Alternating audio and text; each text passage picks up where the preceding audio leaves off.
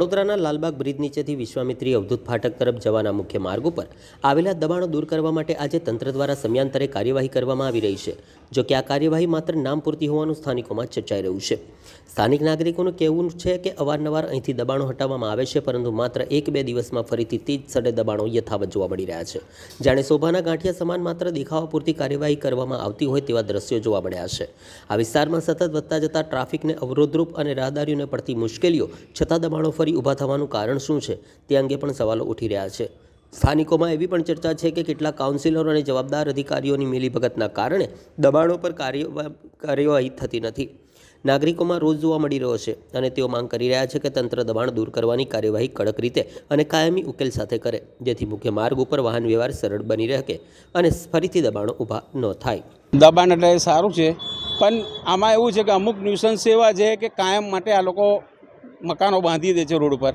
એના લીધે એક્સિડન્ટો થાય છે, ટ્રાફિક જામ થાય છે અને વારે ઘડીએ આ લોકોને હટાવવા છતાંય પાછા આવીને બાંધી દે છે. એમાં એક્સિડન્ટો થઈને લોકોના એમના છોકરા બી મરે છે અને કોર્પોરેશનનું નામ બદનામી થાય છે.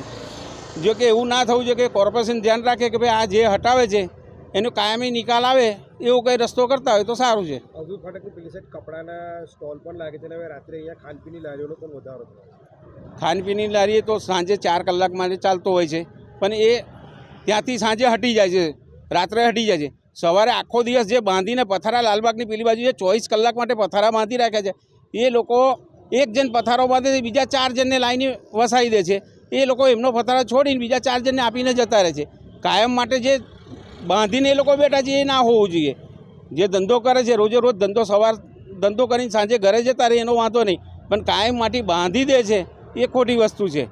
ગેરકાયદેસર છે એવું કહે છે અધિકારી, અને અધિકારી તો કહે છે જ ગેરકાયદેસર, પણ ગેરકાયદેસર એને હાંચવા માટે કોર્પોરેશનની બી જવાબદારી છે કે આવી રીતે જે લોકો બાંધીને ઊભા થઈ જાય છે એ લોકોને રોજે રોજ ટકોર કરવી જોઈએ કે ભાઈ આવી રીતે બાંધકામ ના કરો, તમે રોજ ધંધો કરીને હટી જાઓ, પણ કાયમ માટે તમે 24 કલાક બાંધીને રાખશો તો એની લીધે ટ્રાફિક જામ થાય છે ને એક્સિડન્ટો વધે છે. કોર્પોરેશન કડક પગલાં નહીં લેતી, એટલે કોર્પોરેશન કડક પગલાં લે છે આના પર.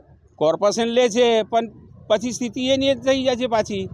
આપણે લાલબાગ બ્રિજ નીચે અવધૂત ફાટકની પાસે જે વારંવાર અકસ્માતો બને છે અને જે ટ્રાફિકને નડતરરૂપ દબાણો હતા એમને હટાવવાની કામગીરી કરવામાં આવી છે.